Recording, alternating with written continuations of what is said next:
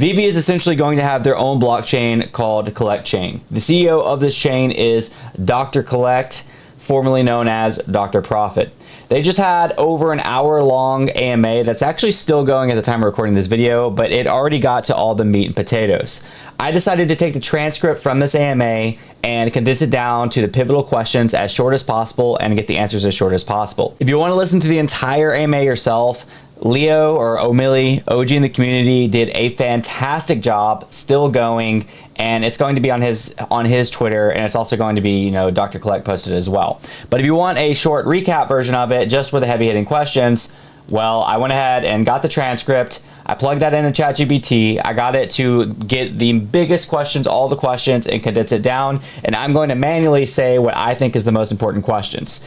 This isn't in any particular order because I am getting this out fast. But first and foremost, what a lot of us are wondering is, will users be able to have self-custody of the collectibles in their own wallet? So anytime there's a Q, this is going to be O'Milly. Anytime there's an A, this is going to be Dr. Collect or Dr. Profit answering it.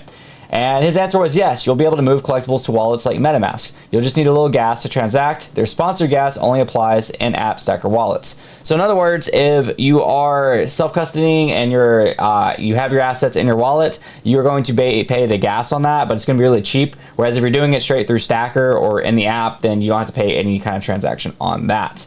It goes on to the next layer of this, though. You know, are you going to be able to migrate the VeVe NFTs to like Ethereum or Solana or wherever you want? This is where it's really important to understand this. He said technically yes, but it's up to each licensor. If they allow it, bridging to L1 or other chains can be enabled, though some advanced features only worked on Collect Chain. This is probably the most important question that we're going to talk about in this video. So basically he's saying that if the licensor says yes, that you can make it interoperable, then you can. And a lot of you might get fearful of this, like, oh, well, if the licensors, weren't they already saying no? Isn't that the main issue? We don't have self-custody yet? I don't think so. We saw Hero have interoperable assets with DC.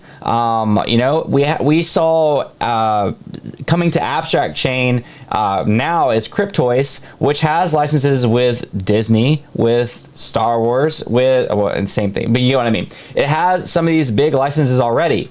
So I think that a lot of these really don't have blockchain experts, and they really don't care. They've just never been pushed that direction, and they probably do care about the fees, right? Like the whole point of even doing this is to really capture the fees of the people that are transacting from these big licenses, and of course from VeVe as well. So I think that this isn't a huge barrier. Now, this is going to get a lot of conversation, you know, because a lot of people are going to be like, oh, we're back at square one if you can't migrate them or whatever. I think that this is a huge step in the right direction. And because I think at the end of the day, eventually all this IP should allow it. It should allow it at the end of the day. I don't know how long this is going to take, but I think they should.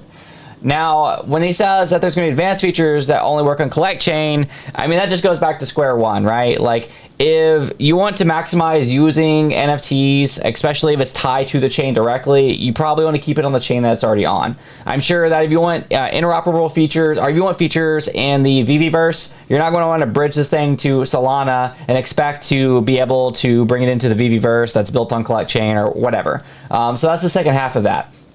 Let's go on to some more questions, even though that is the most important. I'm really trying to get this out to you guys in a timely manner. That's why there's minimal edits here. Is Collect Chain EVM compatible? You know, even though it says MetaMask, etc., EVM's more so like Ethereum, Solana, etc. It's not really wallets, but MetaMask is EVM compatible. Yes, it's a general purpose EVM L2, fully compatible with standard EVM wallets. He compared it to like a Base sister chain, which Base is a layer 2 on Ethereum. Now, I actually asked a question, and I had two questions to get answered, but one of them was if it's going to have its own native token. He said no, as an L2, Collect does not plan to have a separate token. Gas tokens will be like USDC or ETH.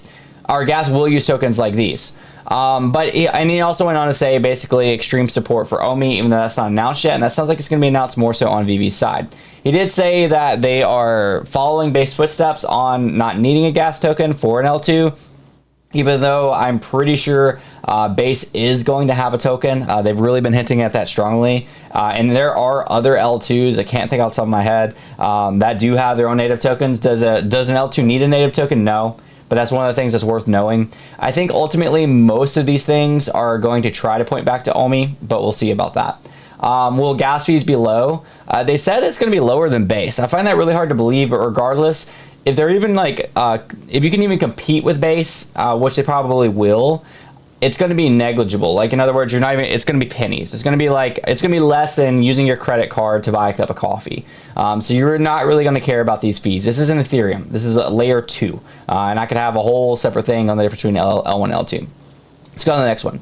Can other NFTs like Bored Apes or Elmon X live on Collect Chain? Yes, but basically it needs to be through collaboration with Collect Chains. It sounds like to me Collect Chain is going to be a pitch for other people to use, and they already have a user base, they already have an IP base, but it's one of those things like they would probably have to have a reason for, let's say, Bored Apes to come to the chain. Maybe they do a partnership with Disney, and it makes sense if they want their the Bored Apes to be in the VeVe-verse with Disney assets that they want to combine the two. That's my guess there. But yeah, I mean, yeah, it's going to be possible to be able to bring other assets there. What advantages does Collect Chain have over other chains? It's built specifically for big licensors and digital collecting, on-chain license agreements, royalty enforcement, content delivery tied to ownership, very high throughput, EVM compatibility, designed for the most valuable IP, work alongside other chains. Actually, I think this is a great pitch, honestly. I think that Abstract is user acquisition, launched by Pudgy Penguins, really awesome DeFi, not really DeFi, really awesome just kind of native crypto apps, whereas this is on the other end of like, this is what they're built for. Whereas like Cryptoids is coming to Abstract with a Disney partnership, the Collect Chain is meant for these type of partnerships, and that's something I'm not sure if we have. So that actually fits a pain point that could be fixed with, you know, with big IP coming to the space. Obviously, there's pros and cons to a lot of this, but let's see if there's any more questions. Of course, you'll be able to verify ownership. It's a blockchain, so they're going to have their own block explorer. I would strongly assume, just like Ethereum has their own explorer, to where you can go to Ethereum, you can find a wallet, and you can see all the transactions of that wallet. Metadata, will it be saved or for migrated NFTs long term? And where will it be stored? Is it IPFS, which is very similar to Ethereum and all others. Plus collects own content delivery networks and archive nodes. Somebody else asked if you're able to run nodes. I thought that was actually a really good question. The answer is no. You can. Oh, actually, no. The answer was you'll be able to run nodes. It says that the core sequencer starts with centralized like L2s and is a 10. I don't know about that.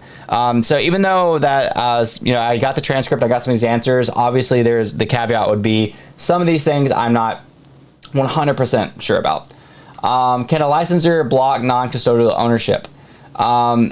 So basically, what there's no, they cannot block the ownership itself, but the chain itself can basically choose to ignore the transaction, if that makes sense. So basically, if you want to do something with your wallet, you wanted to do something like, I don't know, take out a loan against it, which you should be able to do. I think that's one of the benefits of DeFi.